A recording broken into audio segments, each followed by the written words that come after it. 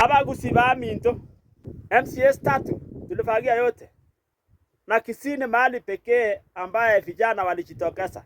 Hata ingawa walijitokeza kwa kiwango cha chini, lakini walionekana. Nilisikia Osoro alikuwa Kipchoge hapo. Ama namna gani? Osoro nyoko. Wewe Osoro nyoko. Sasa mimi nataka niwaambie nyinyi, sisi ndio washindi. Kama mbele ni mahali wa Meru wako na kuna deputy president.